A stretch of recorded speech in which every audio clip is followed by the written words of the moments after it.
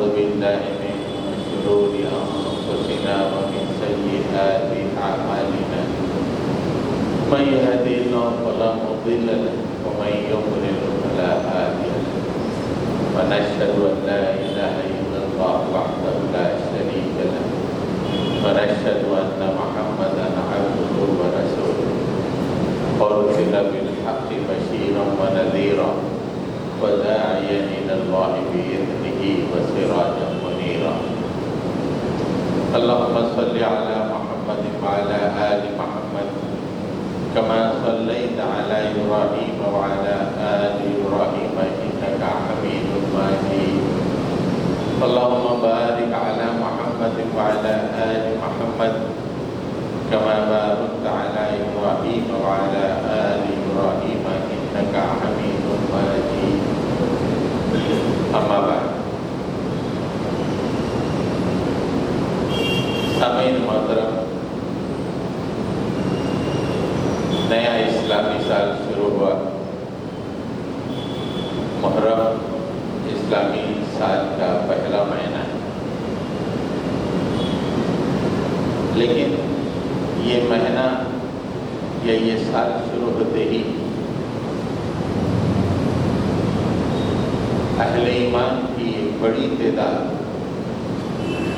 غم مناتی، اس لیے کہ حضرت حسین کی شہادت ہوئی۔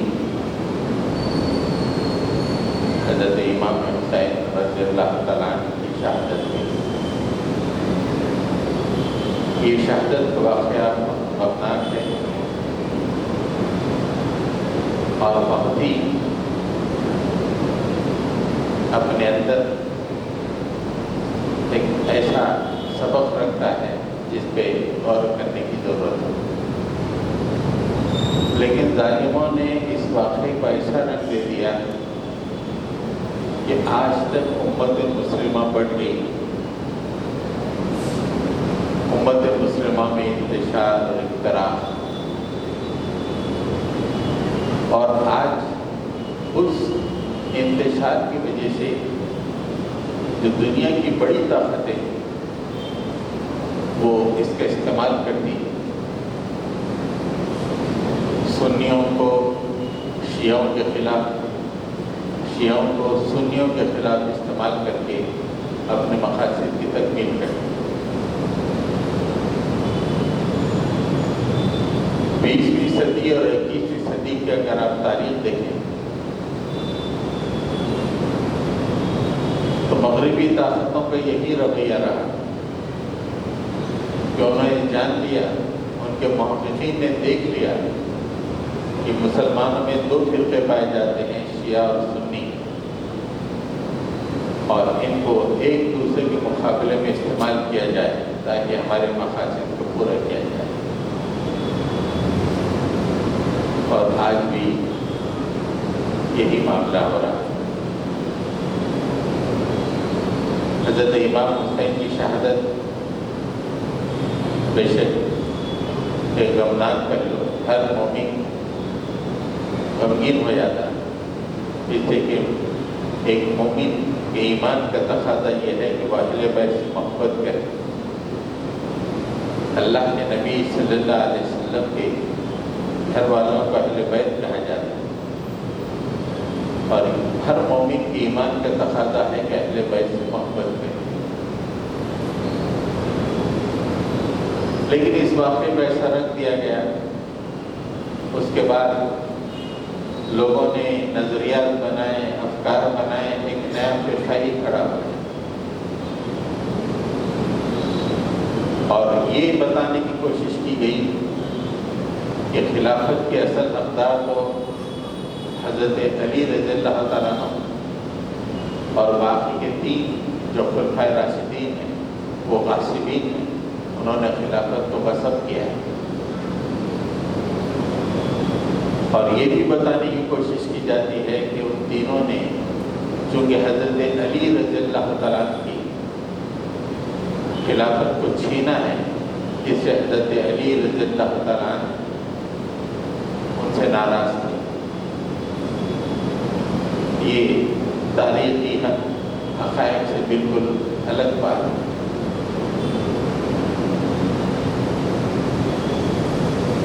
حضرت عمر، حضرت ابو بکر صدیق رضی اللہ تعالیٰ عنہ کا انتقال ہوا تو حضرت علی حضرت ابو بکر کے گھر پہ پہنچے، دروازے پہ ٹھہر کے انہوں نے جو مناقب بیان کی، کہا کہ اے رسول اللہ کے مشیر، آج امت یتیم ہو گئی ہے آپ کے جانے سے، اور ایک کے بعد ایک مناقب حضرت علی نے حضرت ابو بکر کے دروازے کا بیان کی، جبکہ حضرت ابو بکر کا جنازہ گھر میں موجود ہے۔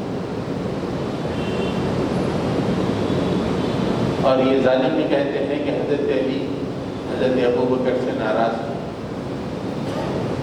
حضرت علی نے اپنی بیٹی ام کلثوم کو حضرت عمر فاروق کے نکاح میں دیا۔ کوئی آدمی اگر کسی سے ناراض ہو تو اپنی بیٹی کا نکاح کرا سکتا ہے؟ ظالموں نے ایسے ایسے مناظر نقش و نگاری واقعات میں پیش کی اور جھوٹ باندھا کہ ایک ایسا نیا طبقہ شروع ہو گیا جو مسلمانوں کے دوسرے طبقے سے نفرت کرتا ہے، محبت نہیں کرتا۔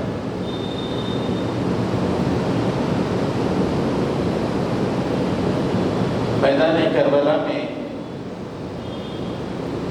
جو لوگ شہید ہوئے، پہلے 3 لوگ جو شہید ہوئے وہ حضرت علی کے بیٹے تھے، جو کہ حضرت حسین رضی اللہ تعالیٰ عنہ کے ساتھ تھی۔ شمر کی جو فوج تھی اس کا مقابلہ کرتے ہوئے جو پہلے 3 لوگ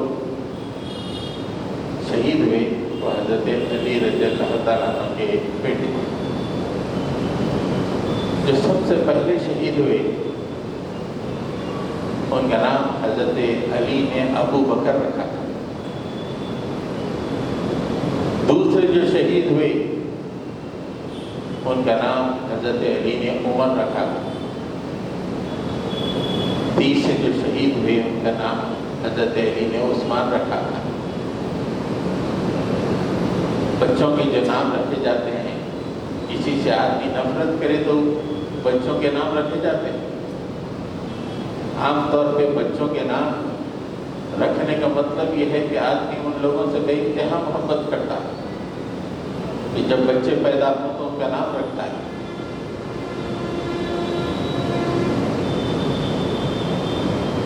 تو میدان کربلا میں جو پہلے شہداء ہیں وہ تینوں خلفائے راشدین کے، اس میں بامسمہ اور نام بھی وہی اور عمل بھی ویسے ہی، لیکن اس واقعے کو اتنا رنگین بنایا گیا کہ آج دنیا میں ایک بہت بڑی سیاسی طاقت بن کے ابھر گئی۔ حضرت گرامی، اگر اسلامی تاریخ وغیرہ اٹھا کر دیکھیں، اتنے غمناک واقعات ملیں گے کہ اس واقعے کے بعد اگر میں ہندی لفظ استعمال کروں، اسلام کی دشا اور دشا دونوں بدل گئی۔ اسلام کا رخ بھی بدل گیا، اسلام کی جامعیت میں بھی اس کو نقصان پہنچا۔ ایسے واقعہ چونکہ ایک واقعے کا غم اتنا منایا جا رہا ہے تو میں نے سوچا کہ وہ واقعات بھی آپ کے سامنے پیش کیے جائے تاکہ بتایا جائے کہ ایسے واقعات جو تاریخ اسلام میں وقوع پذیر ہوئے، اس سے 2 باتیں ہم کو دیکھنی چاہیے۔ ایک تو اتنے غم کے باوجود ملت اسلامی آگے بڑھتی چلی گئی۔ آج ساری دنیا میں تقریباً 2 بلین کے قریب مسلمان پائے جاتے ہیں، 200 کروڑ کے قریب۔ پھر دوسرا تاریخ کا اہم ترین واقعہ ہوتا ہے کہ دانش پر لوگ سوچیں، اس کے انالیسس کریں کہ ایسا کیوں ہوا، تاکہ بعد میں آنے والوں کو اس طرح کے واقعات سے بچایا جائے۔ تو 8 واقعات ایسے غمگین میں آپ کے سامنے پیش کرنے والا ہوں، چونکہ لوگوں نے حضرت حسین پہ اتنا رویا، تو ہم چاہتے ہیں کہ وہ 8 واقعات جو انتہائی غمگین، جو اسلام کے رخ کو پلٹ دیا انہوں نے، ان کو بھی ہم بھلائیں نہیں، ان کی یاد بھی ہمارے ذہن میں تازہ رہے، تاکہ ہمارے ایمان بھی سلامت رہے اور ہمارے سوچنے والے لوگ غور و فکر کریں کہ ایسے حالات کیوں ہوئے۔ حضرت گرامی، سب سے پہلا واقعہ اتنا غمناک واقعہ کہ اگر قیامت تک کے لیے پورے مسلمان غم بنائے بھی تو کم ہو، پورے مسلمان مل کے قیامت تک روئیں، آنسو بہائیں بھی تو کم ہو۔ حضرت ابو بکر رضی اللہ تعالیٰ عنہ کے بعد حضرت عمر فاروق رضی اللہ تعالیٰ عنہ خلافت کا بار سنبھالے، اور آپ کا دور اسلام کے لیے بڑا درخشاں دور، اسلام اتنا پھیلا اور بالکل صحیح انداز میں پھیلا، پوری روح کے ساتھ پھیلا۔ دنیا کی جو اس وقت کی 2 بڑی طاقتیں تھیں، رومن امپائر اور ایران، ان دونوں کو شکست دی گئی اور مسلمان دنیا کے واحد سپر پاور بن گئے حضرت عمر فاروق رضی اللہ تعالیٰ عنہ کے زمانے میں۔ اور آپ کے انداز حکمرانی اتنی زبردست کہ جس کے واقعہ سنا کہ آج بھی ہم کہتے ہیں کہ ظالموں ایسی حکومت کرو۔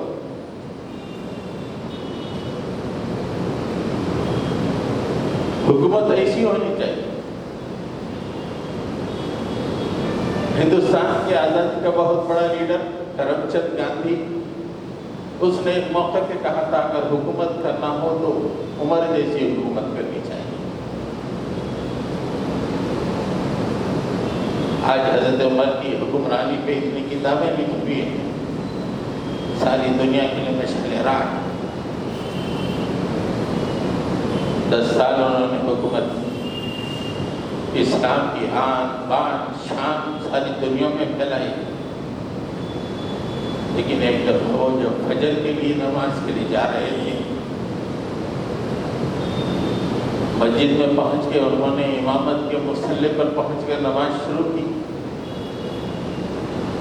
بالکل آپ کے پیچھے ایک ظالم کھڑا ہوا تھا جس کا نام ابو الولو تھا، فیروز، ایک نصرانی تھا۔ اس نے خنجر سے آپ کے اوپر 8 حملے کیے،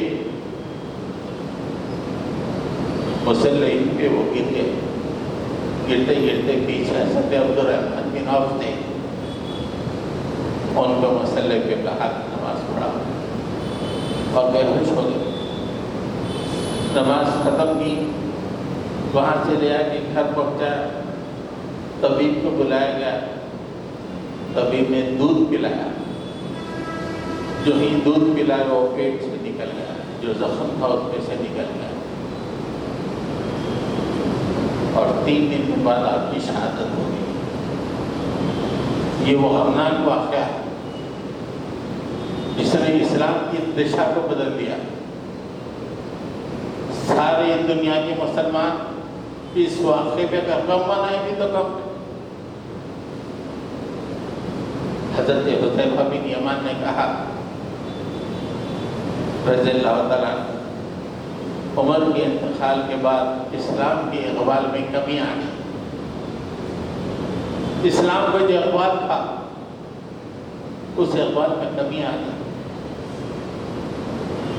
مجاہد کہتے ہیں، ایک بہت بڑے مورخ، وہ کہتے ہیں کہ عمر کے زمانے میں تمام شیطان قید میں تھے، پورے بند تھے، جو ہی عمر کی شہادت ہوئی پورے شیطان آزاد ہو گئے، پورے شیطان آزاد۔ اس عجیب واقعے کی طرف مسلمانوں کی توجہ نہیں۔ بے شک حضرت امام حسین ہمارے دل کی دھڑکن ہے، آپ کی شہادت ان کو بھی غمگین کرتی، لیکن یہ جو شہادت ہے حضرت عمر فاروق کی رضی اللہ تعالیٰ عنہ، اس نے اسلام کے رخ کو پھیر دیا، اسلام کی جامعیت کو متاثر کیا، اسلام کی دشا اور دشا دونوں بدل گئی۔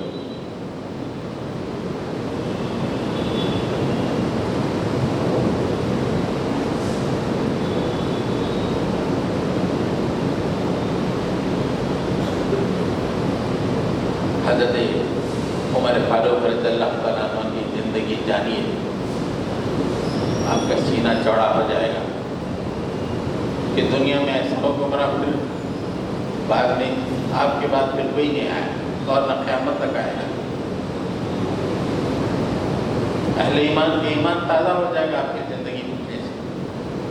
نوجوان پڑھیے آپ کی زندگی، فالتو واٹس ایپ اس میں اپنی زندگی کیوں برباد کریں؟ جانو حکمرانی کیا ہوتی ہے، اسلام کی سطوت کیا ہوتی ہے، اسلام کی شوکت کیا ہوتی ہے۔ حضرت عمر فاروق کی شہادت کے بعد اسلام کی عظمت و شوکت متاثر ہو گئی۔ پھر مسلمانوں نے حضرت عثمان غنی کو اپنا خلیفہ بنایا، آپ کی خلافت 12 سال رہی۔ 12 سال کی خلافت کے پہلے 6 سال تو بہت ہی شاندار، آگے 6 سال معاملہ دیگر کو ہو گیا۔ اللہ کے رسول نے ایک دفعہ حضرت عمر کی طرف اشارہ کر کے کہا تھا، یہ شخص جب تک تمہارے درمیان رہے گا فتنے کا دروازہ بند رہے گا۔ اس شخص سے شیطان اتنا ڈرتا ہے کہ علاقہ چھوڑ دیتا ہے۔ اللہ کے رسول نے فرمایا، آپ کی شہادت کے بعد حضرت عثمان غنی کا دور آیا تو یہ بات اللہ کے نبی کی ثابت ہوئی کہ فتنوں کے دروازے کھل گئے، ہر طرف فتنے، مصر میں فتنے، کوفہ میں فتنے، عراق میں فتنے، یہاں تک کہ فتنہ پرور لوگ، بلبائی لوگ وہاں سے نکل کر مدینہ آ گئے اور مدینے میں خلیفہ کے گھر کو گھیر لیا اور باہر نکلنے نہیں دیا، خلیفہ کو مسجد میں آ کے نماز پڑھنے سے روک دیا، یہاں تک کہ ایک دن صبح فجر کی نماز کے بعد حضرت عثمان غنی رضی اللہ تعالیٰ عنہ قرآن کی تلاوت فرما رہے تھے، ان ظالموں نے آپ پہ حملہ کر کے آپ کو شہید کر دیا۔ وہ قرآن جسے حضرت عثمان غنی پڑھ رہے تھے،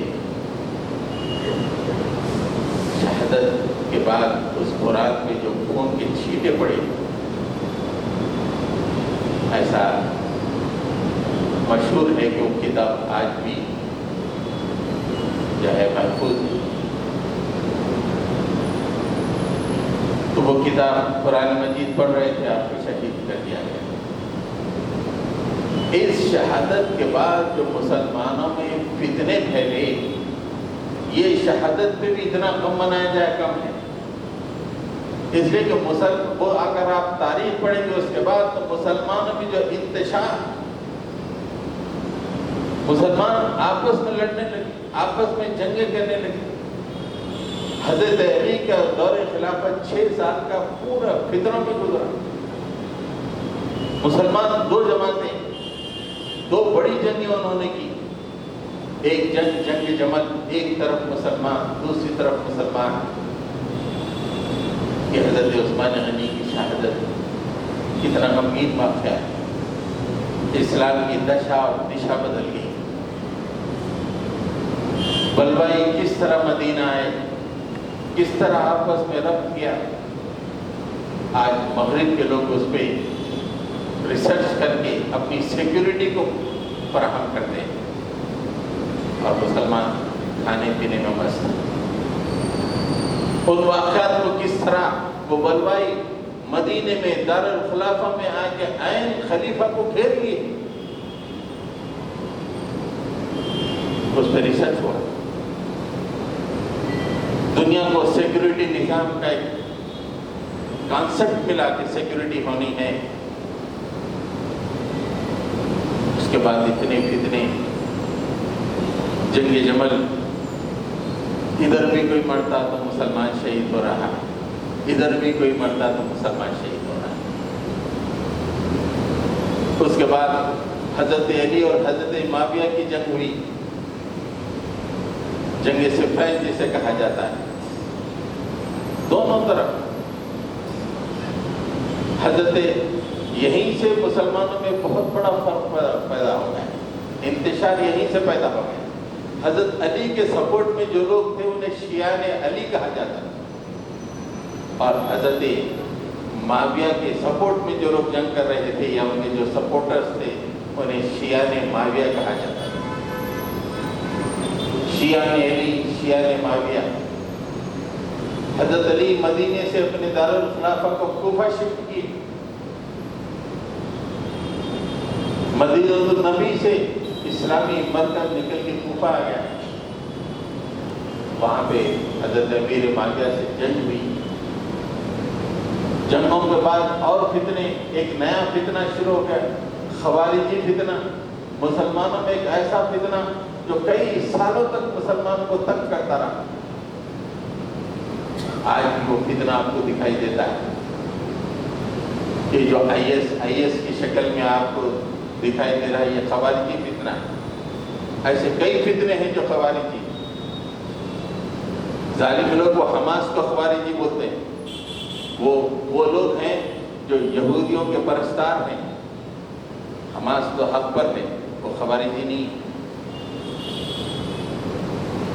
لیکن خوارجی وہ ہیں جو یہودیوں کا ساتھ دے رہے ہیں اسلام کے خلاف، مسجد اقصی کو آزاد کرنے والوں کے خلاف یہودیوں کا ساتھ دے رہے ہیں، وہ اسلام کے دشمن ہے۔ تو دوسرا واقعہ حضرت عثمان غنی کا، وہ غمناک واقعہ شہادت کا، جس نے مسلمانوں کے اندر انتشار پیدا کیا۔ اس کے بعد پھر اسلام کی وہ جامعیت، اسلام کی وہ شوکت، اسلام کی وہ عظمت باقی نہیں رہی۔ مسلمانوں میں فتنے پیدا ہوئے، شیعان علی، شیعان معاویہ۔ اس کے بعد حضرت علی کی شہادت ہوئی، حضرت امیر معاویہ نے اپنی خلافت کے اعلان کر دیا۔ کچھ دن کے لیے فتنے رکے رہے، لیکن شیعان علی، جو شیعہ حضرت علی کے سپورٹر تھے، کوفہ، بصرہ، عراق کے کچھ علاقوں میں، وہاں سے کچھ ایران کی طرف بھی چلے گئے تھے۔ پہلے تو ایک پولیٹیکل پارٹی تھی کہ بھائی ہم جنگ میں یا ہم حضرت علی کے سپورٹ کرنے والے، لیکن بعد میں ان کے افکار بنے، نظریات بنے، ایک نیا فتنہ بن کے کھڑے ہو گئے، شیعہ بن کے کھڑے۔ تو حضرت عثمان غنی کی شہادت کا واقعہ بھی ایک غمناک واقعہ۔ اس کے بعد ایک اور غمناک واقعہ میں آپ کو بتاتا ہوں۔ میں اسی وہ واقعات آپ کو بتا رہا ہوں جو اسلام کی، ہندی کے لفظ مجھے بہت اپروپریٹ لگ رہا ہے کہ دشا اور دشا دونوں بدل گئے۔ بنو امیہ کا دور، ولید بن عبد الملک کی حکمرانی تھی، اور ولید بن عبد الملک کے زمانے میں 3 بہت زبردست کمانڈرز تھے، 3 بڑے سپہ سالار تھے۔ ایک قتیبہ بن مسلم، ایک موسیٰ بن نصیر اور ایک محمد بن قاسم۔ کیا کارنامے ہیں کہ آپ دیکھیں، آج کے نوجوان تو خالی واٹس ایپ پہ زندگی بوجھل ہے، زمین پہ بوجھ بنے ہوئے، ان نوجوانوں کو دیکھو، موسیٰ بن نصیر کتنا زبردست کمانڈر، اس کا ماتحت جو طارق بن زیاد، آسمان سے جو ہے دھوپ آتا ہوگا ہمارے نوجوانوں میں، ایسی جوانی گزار رہے ہوں۔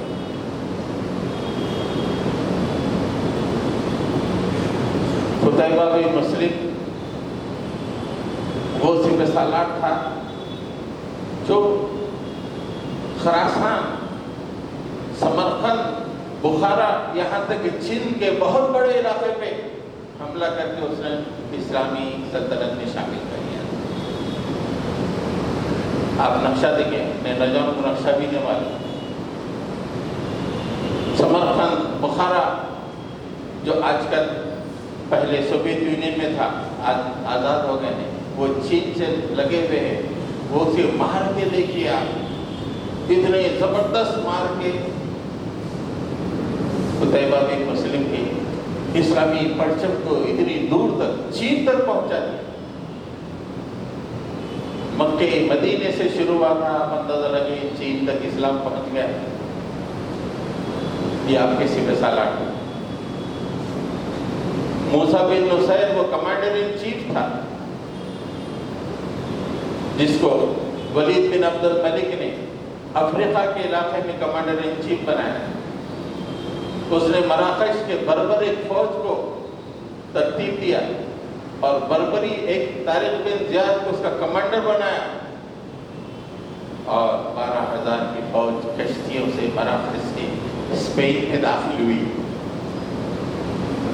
اسپین میں نصرانیوں کی حکومت تھی، وہاں کا جو بادشاہ تھا روڈرک 1.5 لاکھ فوج کے ساتھ وہاں پہ انتظار کر رہا تھا۔ طارق بن زیاد 12,000 فوج کے لے کر پہنچا۔ جب ساحل پہ اترا تو اس نے پہلے اپنی فوج کو مخاطب کیا کہ لوگوں، ہم یہاں پر زندہ رہنے کے لیے نہیں آئے ہیں، یہاں اسلام کے پرچم کو سربلند کرنے کے لیے آئے ہیں، ہم زندہ رہیں یا مرے کوئی فرق نہیں پڑتا، جن کشتیوں سے ہم آئے ہوں تمام کشتیوں کو جلا دو تاکہ اسکیپ روٹ بند ہو جائے، ہمارے ذہن میں یہ بات نہ رہے کہ ہم بچ کے بھاگ سکتے ہیں، جلا دو پوری کشتیوں، پوری کشتیوں کو جلا دیا گیا۔ وہ 12,000 فوج راڈرک کی 1.5 لاکھ فوج کے مقابلے میں آئی۔ آنند میں آسمان نے دیکھا کہ راڈرک کی فوج جان بچانے کے لیے بھاگ رہی تھی اور اسپین کو اسلام کا پرچم لہرا دیا گیا۔ یہ طارق بن زیاد، یہ موسیٰ بن نصیر، ولید بن عبد الملک کا وہ کمانڈر جس نے اسپین میں اسلام کے پرچم کو ایسے لہرایا کہ اس کے بعد 600 سال تک اسلام کا بول بالا رہا اسپین میں۔ پھر محمد بن Qasim just 18 years old, can you imagine 18 سال کا بچہ اتنا زبردست کمانڈر۔ مسلمان تجارت کرتے تھے، مسلمانوں کا ایک تجارتی جہاز سیلون سری لنکا سے نکلا، واپس اپنے ملک جا رہا تھا عرب کی طرف، لیکن طوفان آ گیا تو جہاز آ کے سندھ کے ساحل سے لگ گیا۔ سندھ کا راجہ تھا، راجہ طاہر، ڈکیتی کرتا تھا، لوٹتا تھا، اس نے مسلمانوں کے جہاز کو لوٹا اور مسلمانوں کو بندی بنایا۔ یہ بات بادشاہ تک پہنچی۔ بادشاہ نے کہا کہ مجھے کمانڈر چاہیے، میں راجہ طاہر کو شکست دے کر اس کے علاقے کو اپنے علاقے میں شامل کرنا چاہتا ہوں۔ حجاج بن یوسف نے کہا کہ سرکار، یہ 18 سال کا نوجوان ہے، یہ نوجوان، ہاں آپ اس کو دیکھیں۔ جب اس کی انٹرویو اور اس کی مہارت دیکھی گئی تو بادشاہ خوش ہو گیا، اسے محمد بن قاسم کو کمانڈر بنایا اور 12,000 فوج دی گئی اور کہا کہ راجہ طاہر سے جاؤ اور میرے بھائی بہنوں کو چھڑا کے لے کے آؤ۔ کیا مسلمان، کیا آپس میں محبت! مسلمان چند لوگ وہاں پہ خیر خانے میں ہیں، پورے ملک کے مسلمان بے چین کہ ہمارے بھائی دشمن کے خیر خانوں میں ہیں۔ آج ہم کیسے مسلمان ہیں؟ غزہ میں بچے شہید ہو رہے ہیں، عورتیں شہید ہو رہے ہیں، یہاں پہ دعوتیں اڑا رہے ہیں۔ تف ہے مسلمانی پر،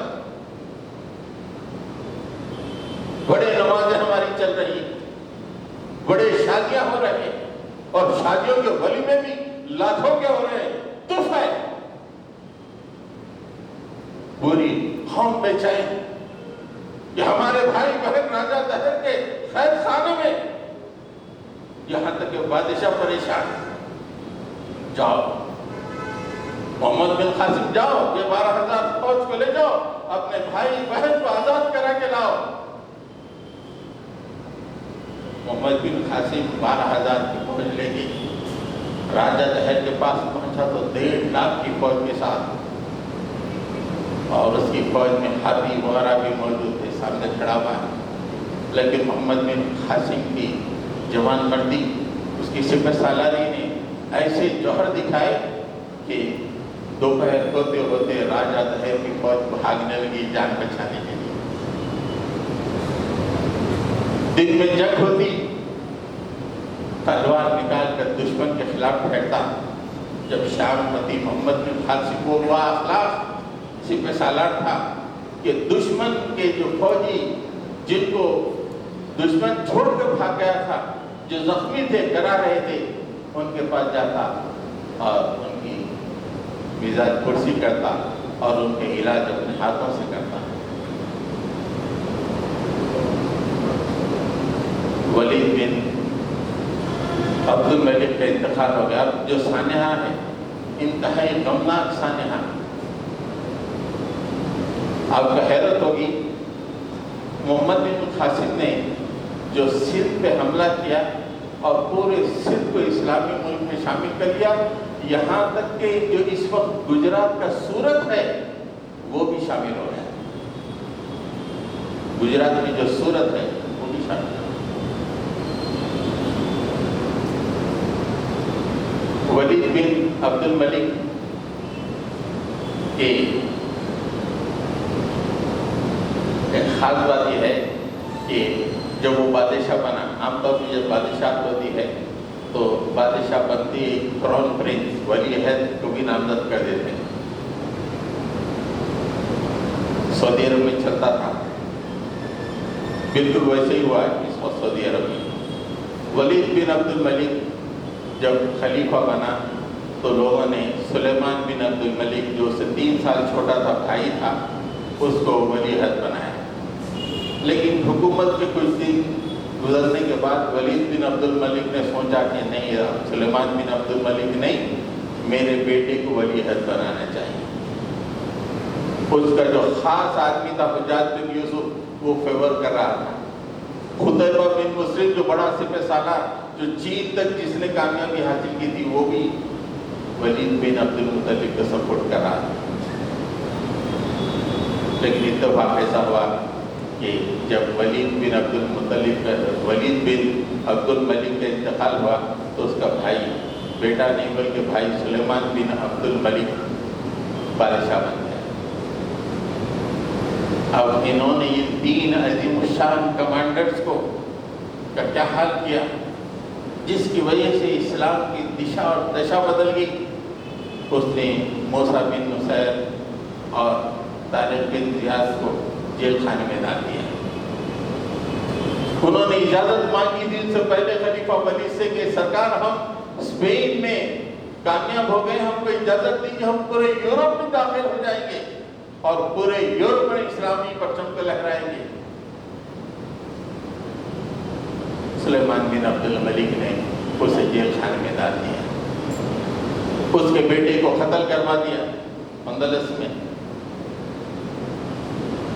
قطیبہ بن مسلم چونکہ سلیمان بن عبد الملک کے خلاف تھا، اس نے بغاوت کا اعلان کر دیا، لیکن قطیبہ بن مسلم کی فوج میں کچھ سلیمان بن عبد الملک کے لائلسٹ تھے، انہوں نے خطیبہ بن مسلم کے سر کو قلم کر دیا اور سلیمان بن عبد الملک کے پاس بھیج دیا، آپ کے دشمن کے سر کو دیکھ لیجیے، ہم نے ختم کر دیا۔ یہ لوگ پورے رشیا کے اندر اسلام پھیلا سکتے تھے، اور اس کے بعد محمد بن قاسم کو بلایا گیا اور اسے جیل میں رکھ کے طرح کی اذیتیں دے کے اسے ختم کر دیا گیا۔ سلیمان بن عبد الملک کا یہ عمل کہ تینوں عظیم الشان سپہ سالاروں کو انہیں جیل میں کے حوالے کیا اور ختم کر دیا۔ اگر موسیٰ بن نصیر تاریخ کے زیاد ہوتے، آج یورپ کا نقشہ بدلا ہوا ہوتا۔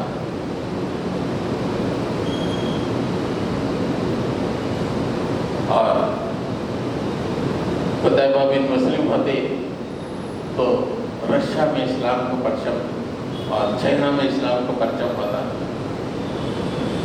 محمد بن قاسم ہوتا تو ہندوستان کی تقدیر بدل گئی۔ کتنا غم کا واقعہ ہے، مسلمان جانتے تک نہیں کہ اتنا غمگین واقعہ ہوا ہے۔ اتنے عظیم الشان ہمارے سپہ سالار، ان کا یہ حشر ہوا ہے۔ اگر یہ ہوتے تو آج دنیا میں اسلام کا معاملہ ہی اور اسلام کی دشا ہی کچھ اور ہوتی۔ کھانے پینے، گفتگو میں، مذاق میں، کیا تاریخ، عظیم الشان تاریخ۔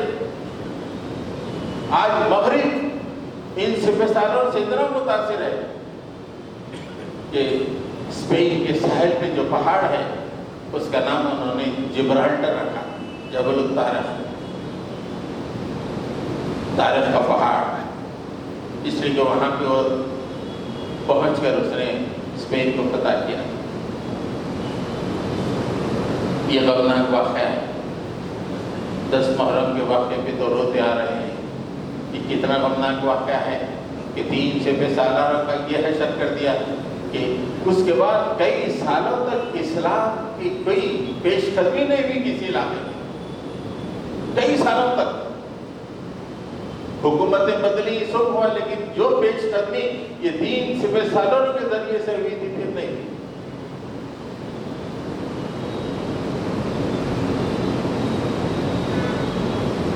حضرت گرامی، میں 8 غمگین واقعات آپ کے لیے لایا تھا، لیکن 3 میں نے بتائے، بس اب ایک ہی میں آپ کو بتاؤں گا، اس کے بعد اپنی بات کو ختم کروں۔ یہ آپ کو غمگین کرنے کا یہ نہیں ہے، ہمارا مقصد یہ نہیں ہے کہ آپ غمگین ہو جائیں۔ ہمارا مقصد یہ ہے کہ جو ایک واقعہ جو کہ بے شک غمگین کرنے والا ہے، لیکن اس پہ اتنا غم بنایا جائے کہ 1400 سال تک نوحے ہو رہے ہیں اور پورا نظریہ اس کے اوپر چل رہا ہے۔ یہ کتنے غمگین واقعات ہیں۔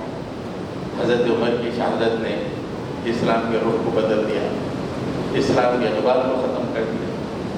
حضرت عثمان غنی رضی اللہ تعالیٰ عنہ کی شہادت نے مسلمانوں کے اندر انتشار پیدا کیا، مسلمانوں کو طبقات میں بانٹ دیا۔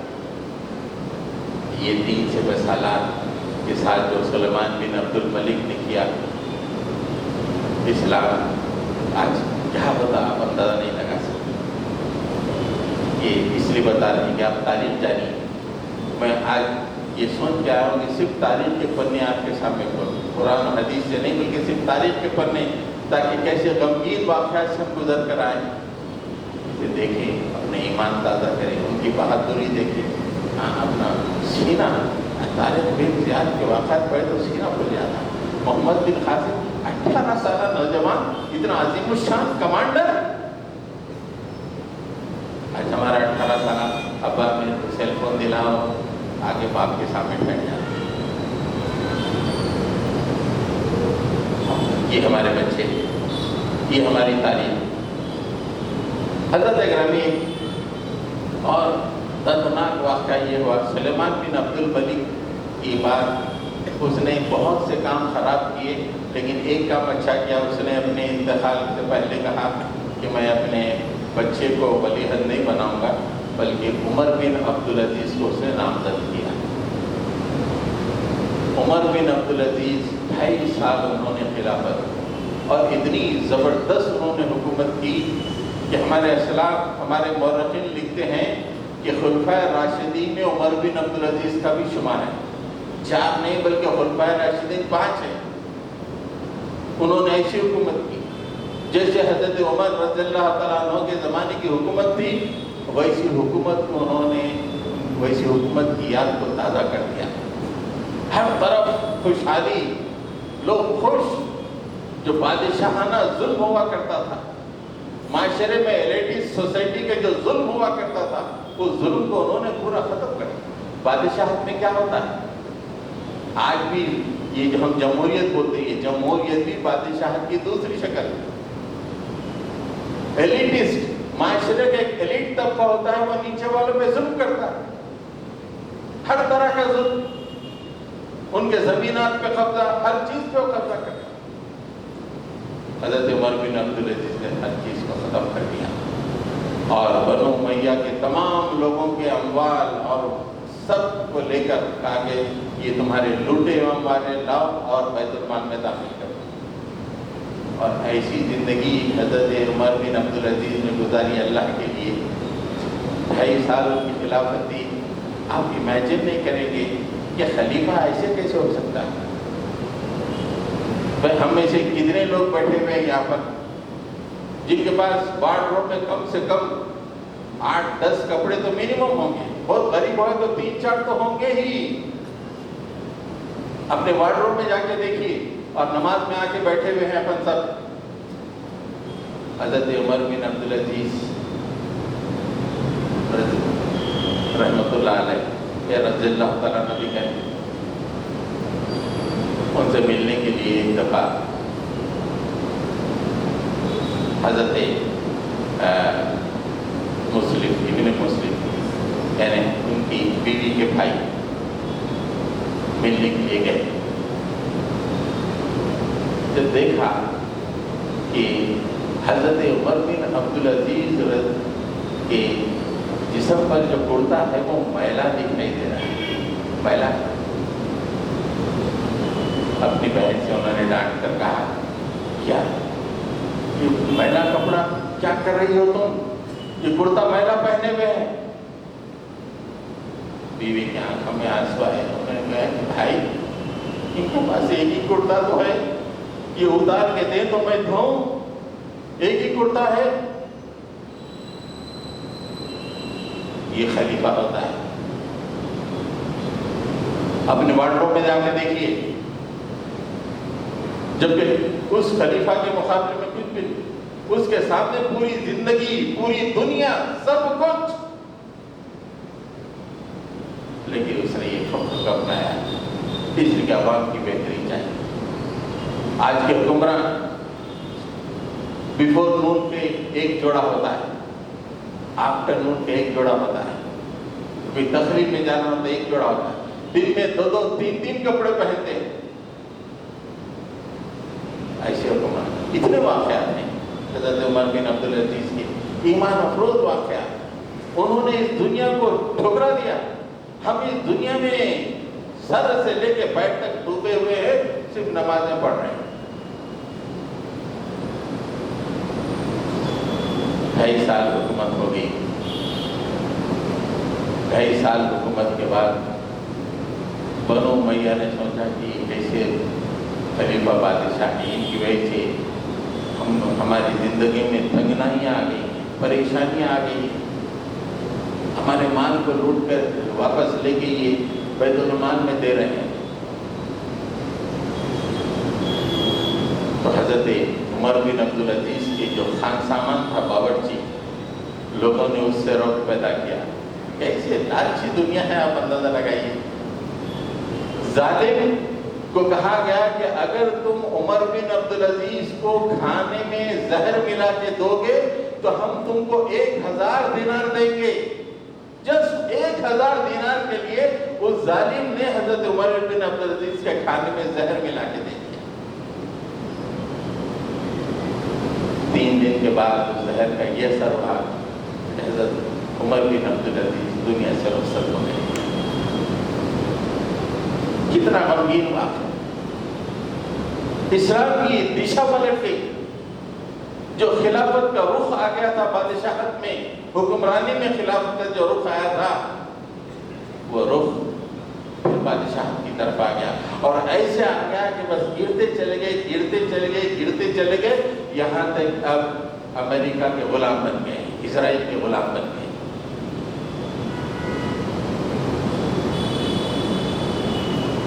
حضرت عمر بن عبدالعزیز کی جب طبیعت بگڑنے لگی تو انہیں سمجھ میں آ گیا کہ مجھے کھانے میں زہر دیا گیا ہے. تو اپنے خان سامہ سے انہوں نے بلا کے پوچھا کہ یہ تو نے کیا کیا؟ تو اس نے کہا کہ مجھے 1000 دینار کا لالچ دیا گیا تھا، اس لیے میں نے زہر کھلا دیا آپ کو. تو انہوں نے جو فیصلہ کیا وہ بھی دیکھیں کتنا ایمان افروز فیصلہ ہے. بولے جا وہ 1000 دینار بیت المال میں جمع کر دے اور یہاں سے بھاگ جا، دکھ مت کسی کو، چلے جا. 1000 جو اپنی جان کے لیے اس کو ملے تھے، یعنی خلیفہ کی جان ختم کرنے کے لیے 1000 دینار ملے تھے، کہا کہ نہیں بیت المال میں جا جمع کر. تو حضرت گرامی، یہ وہ غمگین واقعات ہیں تاریخ کے. ہم ایک ہی غم میں 1400 سال سے ڈوبے ہوئے ہیں. حضرت عمر کا غم قیامت تک منائیے. حضرت عمر فاروق اور حضرت عمر بن عبدالعزیز کی یہ اموات ایسے ہیں، یہ شہادتیں ایسی ہیں، یہ قیامت تک ہم منائیے، افسوس کیجیے. اس لیے کہ اسلام کی جو کا اقبال، عظمت اور شوکت اور سطوت ختم ہو. حضرت علی، حضرت عثمان غنی رضی اللہ تعالیٰ عنہ کی شہادت کے بعد مسلمانوں میں جو انتشار پھیلا، آج تک وہ انتشار ہے. وہ 3 بڑے سپہ سالار جو اسلام کے شاندار سپہ سالار ہیں دنیا میں، پھر ایسا کوئی امریکہ، یورپ، جرمنی، ہر سپہ سالار کو دیکھیں، وہ لیول کے سپہ سالار کوئی دکھے نہیں دیتا. ایسے سپہ سالار کو ختم کر کے جو اسلام کی رخ کو بدلا ظالموں نے، یہ کسی اوروں نے نہیں بلکہ ہم نے خود کیا. تو یہ چند تاریخ کے جھروکے میں نے چاہا کہ آپ کے سامنے، چونکہ 2 دن پہلے غم کا دن منایا گیا، علم نوحہ کیا گیا، اس سے علاوہ بھی کچھ اور واقعات ہیں تاریخ اسلام میں. اس کے باوجود بھی امت مسلمہ اور واقعات کو برداشت کرتے ہوئے آگے بڑھی. اب اس تاریخ کا مطالعہ کر کے پھر سے ہم کس طرح اٹھ سکتے ہیں، کس طرح پھر اسلام کی شوکت بلند ہوگی، کس طرح اسلام کی عظمت بلند ہوگی، یہ اگر جو ہے اس پہ اگر ہم غور کریں اور اسلام کی سربلندی کے لیے کام کریں تو یہ ہمارے لیے بہتر ہوگا. رب اغفر وارحم وانت خیر الراحمین. صلی اللہ تعالی علی محمد وعلی آلہ واصحابہ اجمعین برحمتک یا ارحم الراحمین والحمد للہ رب العالمین.